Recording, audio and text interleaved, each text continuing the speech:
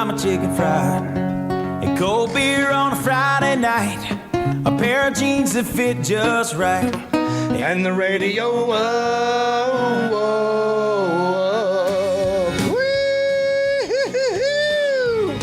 Yeah, baby! What's up, everybody? You are listening to another awesome, amazing episode of the Fried Pod, everybody. Don't eat Tide Pods. Listen to the Fried Pod. And I'm your host, John to the air horn reap. Hang on. Ow. That is not an air horn. Hang on. Are you kidding me? Man, I got this app that plays all kinds of weird sound effects, and I was going to play an actual air horn noise right at that time. And obviously I didn't listen to it first. But anyway, normally I start the podcast going, air horn. That's an air horn. This is what it sounds like if you have an air horn and you hit the button on the air horn. But I thought well, let me see if I could actually hit it. That's pathetic. What do y'all think about that? Oh, well, you're too kind. Please, calm down. It's, anyway, how you doing, everybody? Couple things. If you're new to the podcast, appreciate you stopping by. Appreciate you giving us a chance. We always could use more listeners. It's a small little town we got here. So why don't you give me a good rating if you don't mind? If you're however you're listening, maybe it's SoundCloud, maybe it's iTunes, maybe it's Spotify, Pandora. Maybe it's directly from the All Things Comedy Network. Who knows? There's lots of ways that you can listen to the Fried Pod. But, if there's a way you can give us a thumbs up or a rating, do that.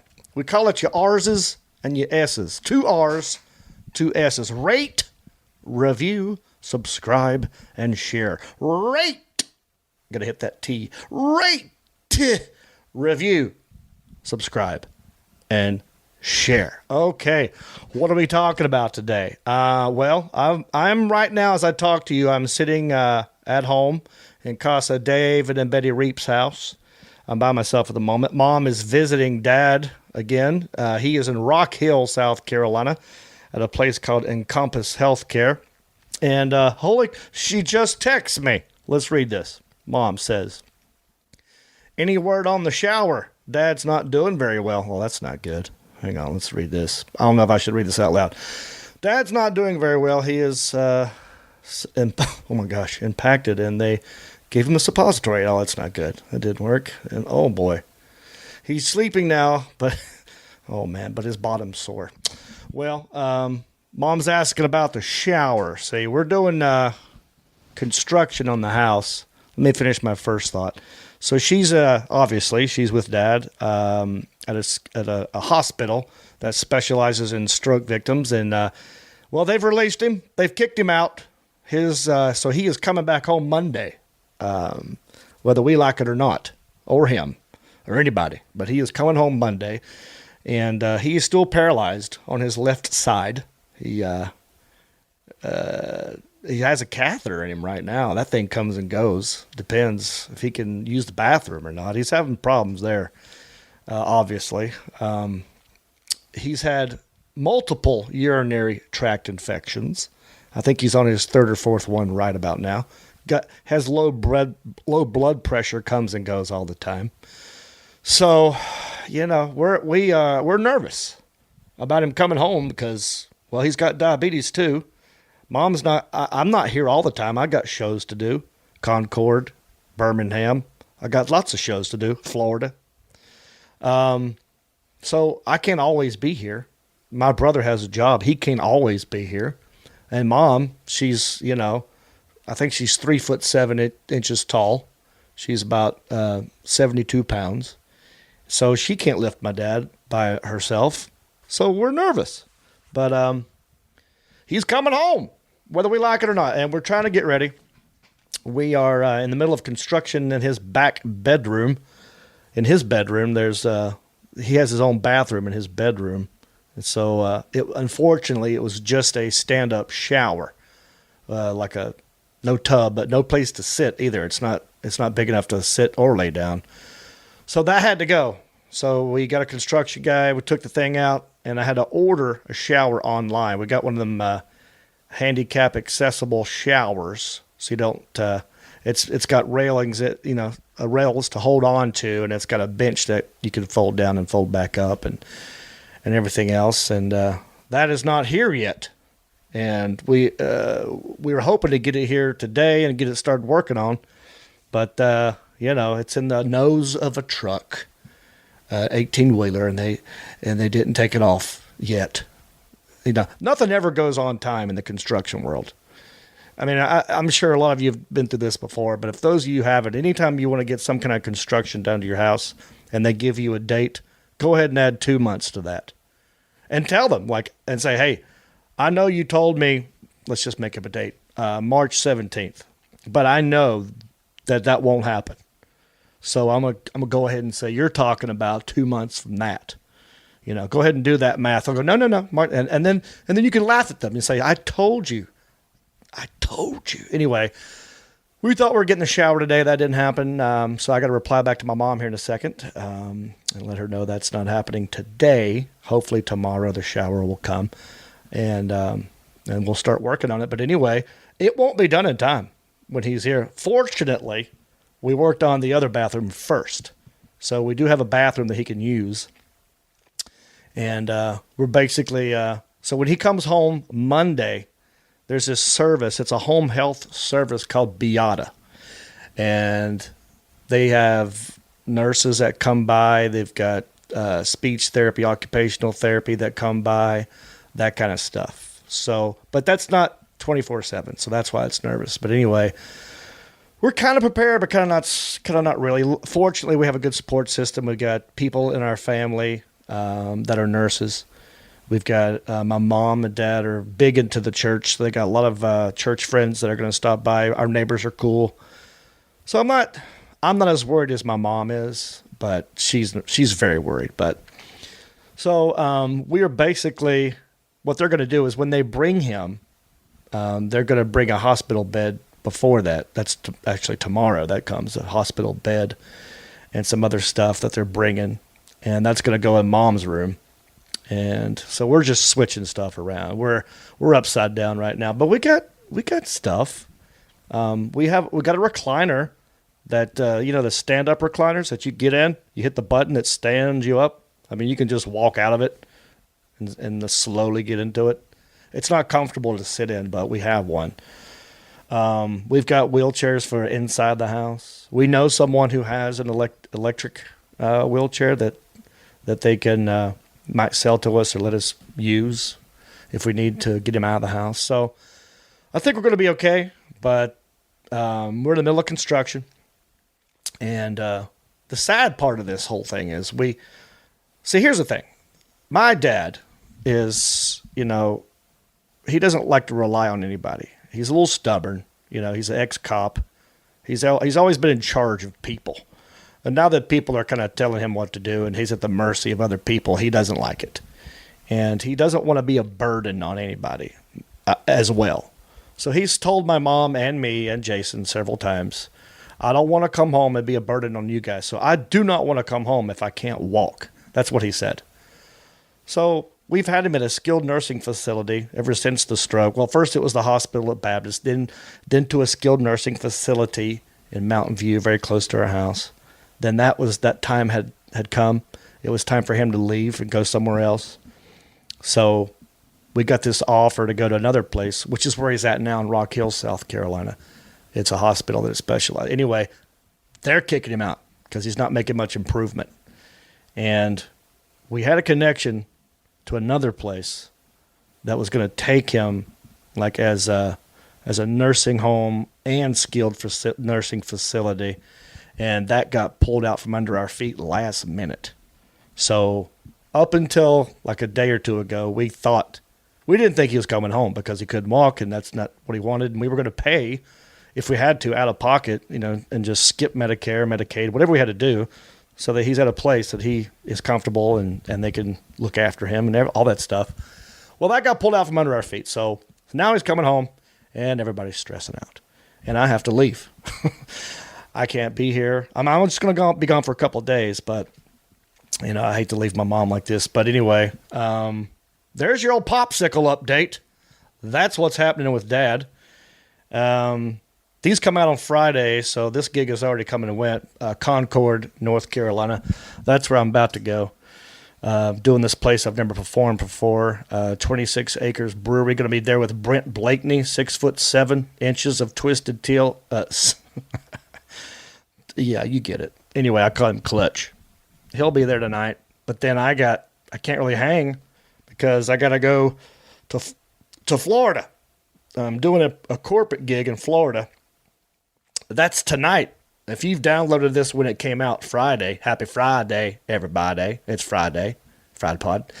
I have a corporate gig I'm doing for Belk. That's like a department store that's in the mall, for those of you who are not in the South. It's like a Dillard's, a JCPenney. It's huge in the South. It's been around forever. A lot of older people seem to like Belk, but they used to call it Belks with an S. It's no longer that. Anyway, I'm going to Florida to host their national awards banquet ceremony. They're paying me pretty good. So after my gig Thursday night in Concord, I'm flying out the next morning, Friday, to go to Jacksonville. They pick me up. I go to this place, some island close to Jacksonville, doing the award show, flying back the next day, Saturday. But that'll be fun. But what they said, we got some ideas. I always love it when corporate people have ideas for comedy. Normally it's not that great, but they had a pretty good idea. They go, because I'm not just doing stand-up. That would be one thing if I were just doing stand-up. But I'm like up there the whole show, introducing people, handing out the awards, keeping it light, keeping it fun, moving it along, all that jazz.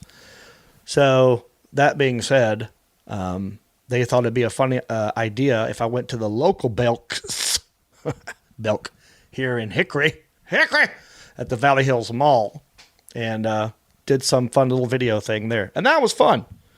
Met a camera guy there and a lady who works for Belk corporate, and we walked around and tried different, did like a makeover. I got some stuff for my mom. I handed out gift cards to people. I made an announcement over the intercom. First person to hand me a beach towel gets a $10 Belk card. I bought clothes for Florida, a lot of bright colors. I say, give me the Don Johnson from Miami Vice 1985 look. So I did some of that, walked around, handed out cards, like I said. It was fun. And random, and I didn't get a chance to talk to him, saw Dale Jarrett walking around in there. I happened to be in between trying on clothes, and someone goes, John, that's Dale Jarrett right there. I was like, oh my gosh, hang on. Let me put my clothes back on, and I'm going to walk over there and see if we can, just bum rush him and talk to him. But I think he was on to us, because by the time I came back out of the dressing room, he was nowhere to be found. So it was fun. We made fun of JCPenney on the intercom. Handed out gift cards. It was fun. So that's what I'm doing Friday tonight in Florida. Then I come back. Next gig will be in Birmingham, Alabama. Actually, it's in Hoover, Alabama. It's right next to Birmingham. Every time I say Alabama, I think of Forrest Gump saying, you need to go back to Greenbow, Alabama, when he's talking to Jenny. Anyway, I'll be at the Stardome Comedy Club, April 12 and 13. That's Friday and Saturday nights. Get your tickets at the stardome.com. Stardome.com. Stardome.com. So if you're listening to this, that's where I'll be next. Also, let's keep going to tour dates while we're here. April 25 through 27, Kansas City Improv. Come on out. After that, we got Dayton Funny Bone. That's going to be April, May. That will be, everyone's texting me right now, of course, as soon as I start doing something. May 9th, Dayton Funny Bone. May 10 through 11, Toledo Funny Bone. There you go. That's enough for now. Getting the new website worked on right now, johnreap.com. That's being worked on. My buddy Tim Tucker's in the middle of doing an overhaul on that. And so that'll be fun. I'll have all my tour. What I'm saying is I can't tell you to go to johnreap.com for further tour dates because it ain't up there yet. But it will be. So, look for me on Facebook, Instagram, Twitter, all that jazz. So where was I before? I was in Seattle. Not really Seattle. I was in Bellevue, which is right next to Seattle. And if you listened to the last Fried Pod, you knew about it because I think that's where I recorded the last one, in the hotel room. But interesting thing happened. It was kind of sad because Thursday night, there was only 26 people in my show. And that's just really sad, I've been in the game a long time. 26 people is sad, no matter when. But it was a Thursday. It was opening day baseball. It was beautiful outside. No one wanted to be indoors listening to Redneck from Hickory in Seattle. So I get it. But we still had a good time.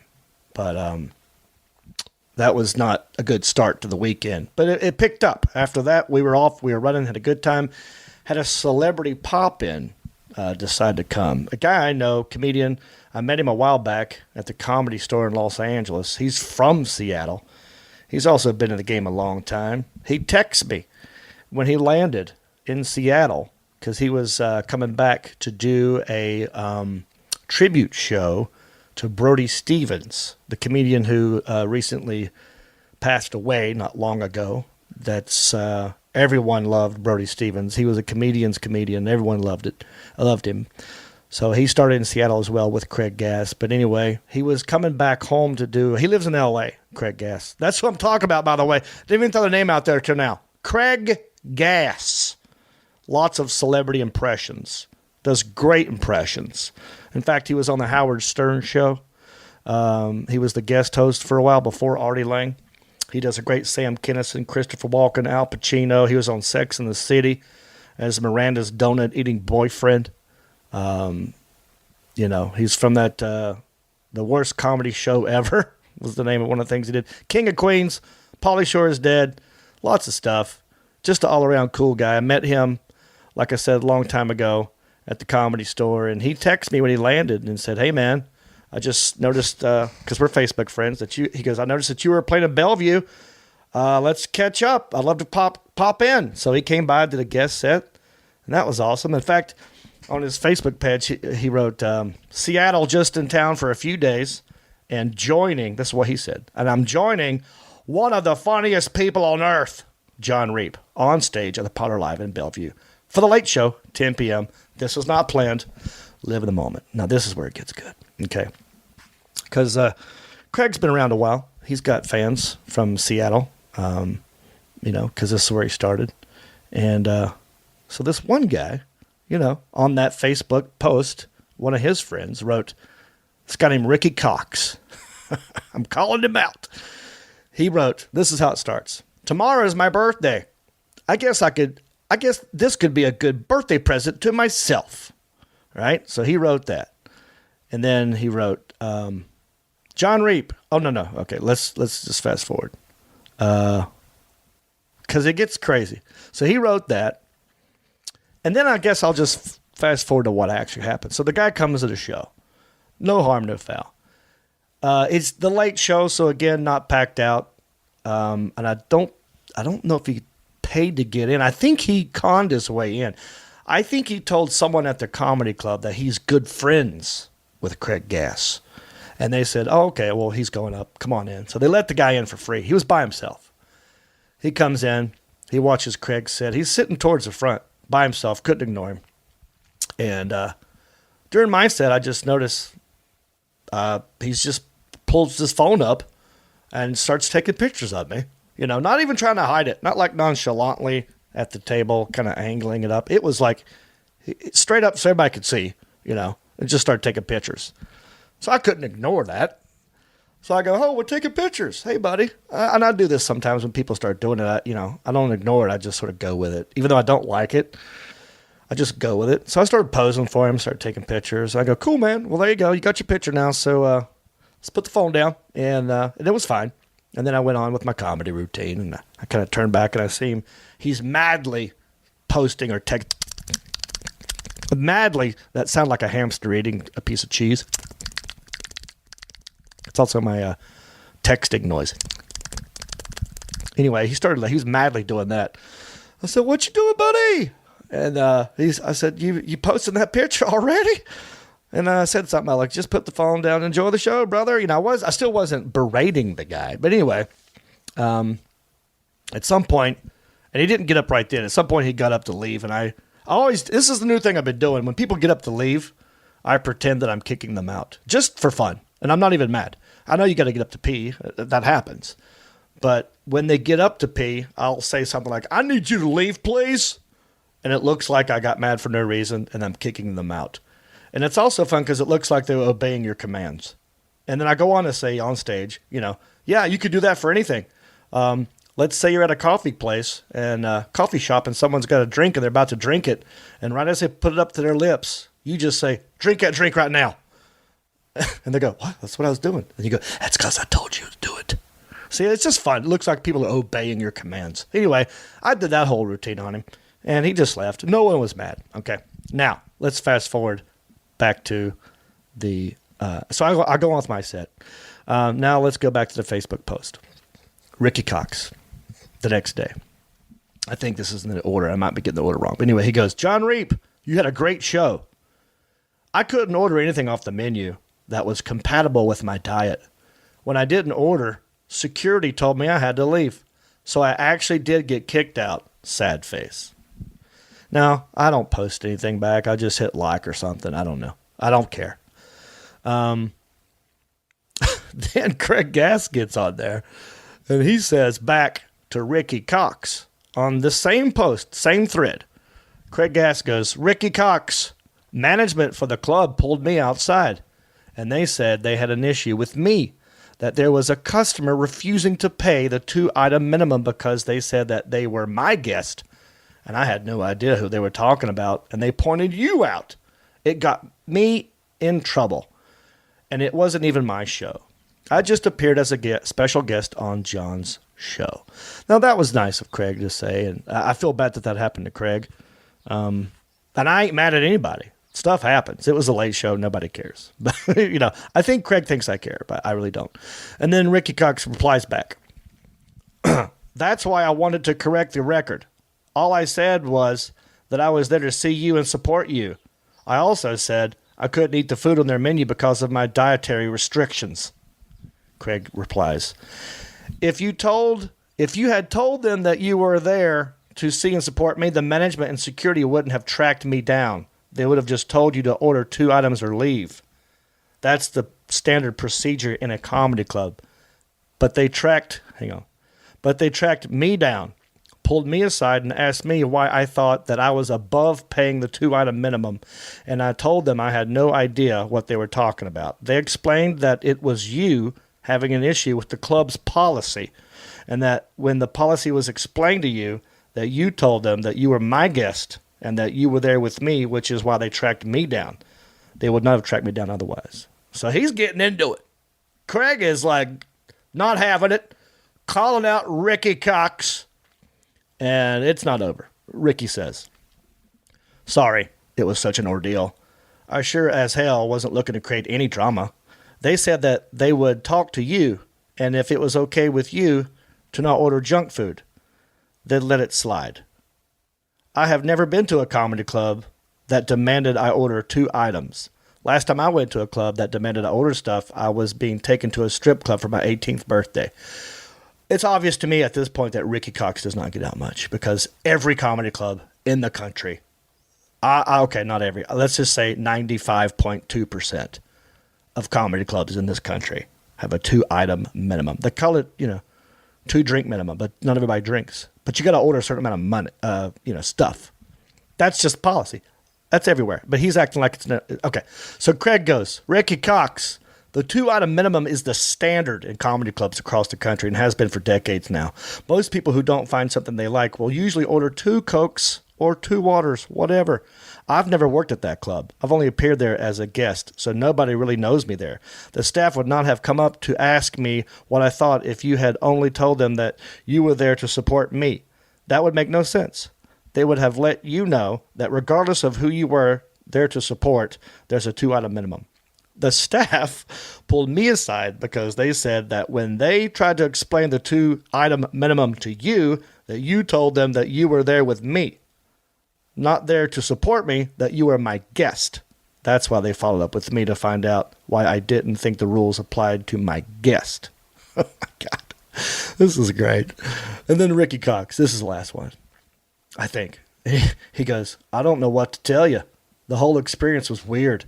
What they told you is not accurate. Their Yelp reviews tell their story pretty well. They constantly have a 1.5 to a 2-star rating since 2015.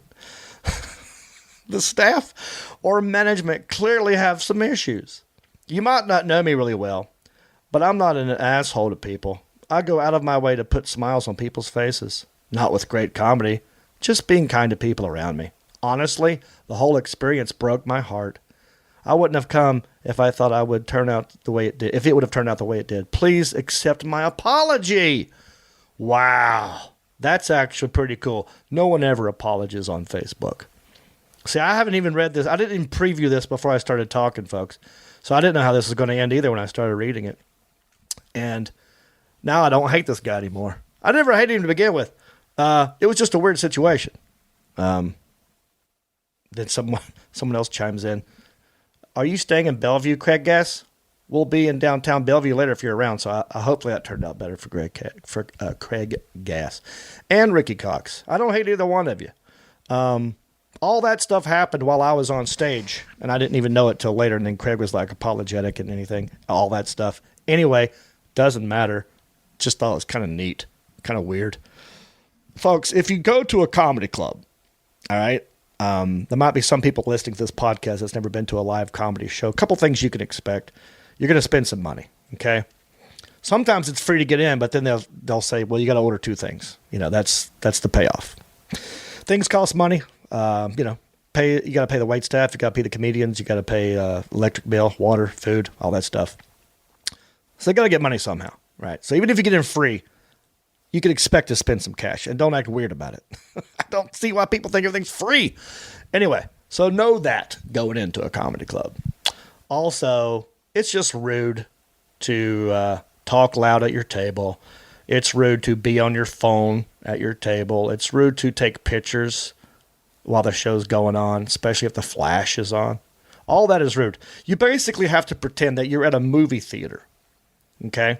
When they turn the lights down, the movie starts, you shut up, you just watch the show. And then you laugh at the funny parts. That's it. You don't talk about it right after the joke. You don't try to talk to the screen. You just enjoy the show. This is common sense to me, but I guess to some people it's not. Anyway, that didn't bother me. I had a good time in Seattle. Craig was like, it's good to see Craig. The staff there is always nice to me. It's a nice club. It's walking distance to the hotel. They pay me decent. And I've never had any issues. And so there you go. Look forward to going back next year. What else can I talk about? Well, I got to, at some point, reply to all these text messages I'm getting. But let me talk about my comedy album, Ginger Pain, real quick. A lot of people, I got some new reviews on iTunes that I'd like to brag about. And if you would like me to read your review on iTunes, you got to go leave one. So far, I've gotten all 5 stars. I think there might be one person who gave me 4, but they've summed it up. The average rating is 5. 22, okay, here it is, yeah. 21 reviews, 5-star, 1 person, 4 stars. That's not bad. Out of 22. So the last one I got was from Ratch H48. 5 stars. So good. John Reap never disappoints. This album had me in stitches. There you go. Thank you, Ratch H48. Here's one from, oh man. Okay, I'm not going to, it just says, another great one, 5 stars. And it's from a Slugamon, a Slugamom. ASLUGAMOM. As Lugamom, I don't know. I apologize. Anyway, says, laughed so hard I cried. John Reap is always hilarious and the funniest ginger. Live show is always hilarious. His physical comedy is awesome. The entire time I listened to this album, I could imagine his expressions. Great album. Reaps peeps for life. Thank you, a Sluggamom. And here's one. Might as well read this one. The only person that gave me 4 stars and not 5. That's still very good. I'm very happy. By Doc Danvers. Silly Southern fun. Been hoping John would put out another album. His happy-go-lucky sense of humor is always a spirit lifter. His debut album, Metro Jethro, is a tad better. But this album is really good, too. I love the passive aggressiveness. Thank you, Mr. Doc Danvers. Seriously, I appreciate it. I'll take 4 stars every dang day of the week. And I think I've already read the other ones. But, folks, Ginger Payne is everywhere. Anywhere that you can listen to music. However you're listening to this podcast, I'll bet you could listen to Ginger Payne. SoundCloud, yes, I'm on there. iTunes, yes. Amazon, yes. Google Play, yes. Just got on YouTube as well. It's on YouTube. What else? Deezer, Tidal. Anything that you can... SoundCloud. I said it already. No. Pandora, Spotify, iHeartRadio. You can download it. You can stream it. Seriously, however you listen to music, you can also listen to Ginger Payne. And I want more people to hear it because I'm actually really proud of it. So it's very rare that, I try to be... look, some stuff's great, some stuff's not so great. This one I'm very, very proud of, and it's great. And I want you to listen to it. So when you get a chance, please and thank you, listen to Ginger Payne. And then share it with the world. I will tell you as well, it ain't for everybody because it's not that clean. It's the first time I've been kind of, not dirty, but a little. There's one story that's pretty dirty. So be careful where you listen to it. Don't just jam it out at work. Don't blast it out at the library or at preschool. There's some dirty words in there. It's rated E for explicit. Not everyone. So know that. It's not a video game. It is a comedy album. There you go, folks. I'm by myself on this one, like I told you. John Solo.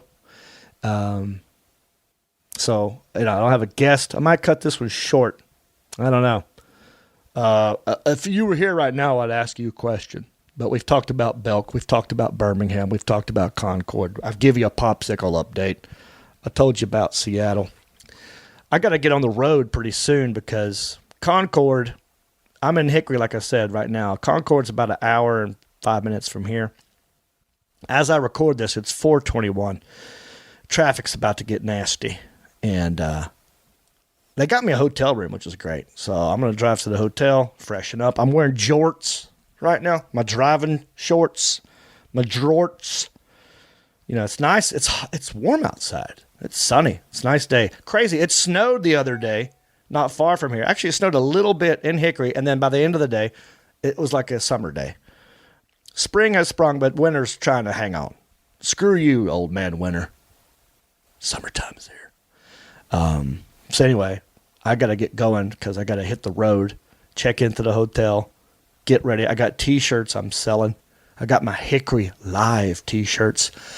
Like I told you last time, Hickory Live TV show. Very proud of that as well. We got people looking at it right now.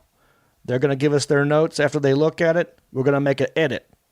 Pretty soon there will be a website, hickoryliveshow.com. We'll have a highlight reel up there with more instructions of what to do and what to get excited about and commercials and all that jazz. So don't worry. Hadn't forgot about you. Hickory Live still in the works. It's just getting reviewed right now by some professionals out there in Hollywood.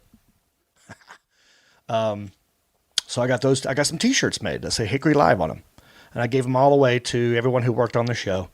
And since you have to make a certain amount, I have some left over, so I'm just going to sell them at Concord tonight. So I got to go over there, check into the hotel, get my T-shirts ready, try and sell those, and then I got to fly to Florida the next day. So I got stuff to do. Download Ginger Payne. share this podcast with everybody you know. Rate, review, subscribe, and share. I'll do one more thing. Because today, as I record this, it's actually Thursday. And my mom, when she was cleaning out her room, because we're moving her into Dad's room. I'm sorry. We're basically moving Dad into her room, right? My parents have not slept together in the same room. Get your mind out of the gutter. I'm talking sleep. My dad snores. So when it's time for them to sleep, they go to separate rooms, which I think is genius. I'm for that. But anyway, we are having Dad sleep in that room, my mom's room, which is closer to the bathroom that he can get in and out of. So as she was cleaning out her room, she found like this crate that I kept a journal. This is like old stuff. A journal from when I was a junior in high school. And, it's like the whole year. We basically had to start the class with 10 minutes of just writing whatever. And so she found a bunch of them, and I thought maybe I used to write poems. Anyway, there's so many of these things.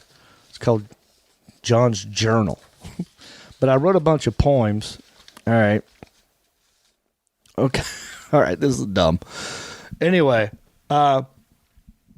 used to keep journal, blah, blah, blah. I'm sorry. I'm trying to multitask in my head. So I got maybe I'll do this. This will be a series. John's Journal from 1989. Here's one. I'll just read you this one and then we'll end the show because, like I said, I got to go. I'm sorry for the brevity, the shortness of this. But I got a lot of stuff on my mind. And anyway, I love you. Seriously. I think, you should see other people as well. But I do appreciate you for listening to me.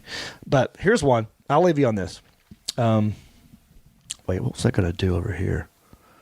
All right. Nope. I turned my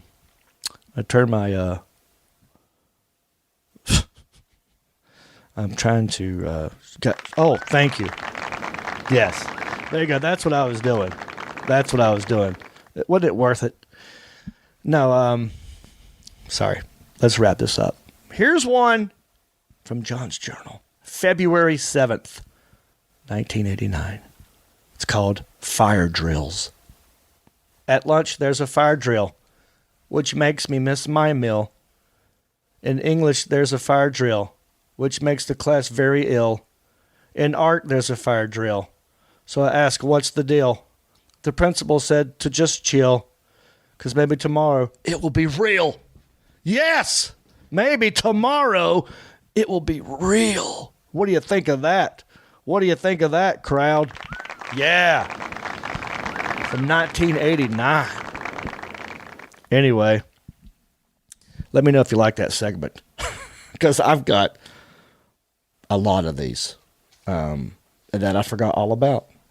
Here's another one. I'll just read you this one real quick. One more and we'll split. This one's called My Oh My, I Wish I Could Fly. Here we go. My oh my, I wish I could fly. Then I'd soar way up high, up over the rooftops, over the trees. I'd fly up high with the greatest of ease. My friends and me up in the air, with the sun on my face and the wind in my hair. My oh my, I want to fly, so I could swoop down low and poop in your eye. That's disgusting. That's where my head was in 1989, folks.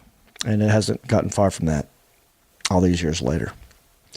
Anyway, I appreciate you listening. I hope you have a great weekend. Happy Friday, everybody. And the radio up, I like to see sunrise. See the love in my woman's eyes. Feel the touch of my precious child. And know a mother's love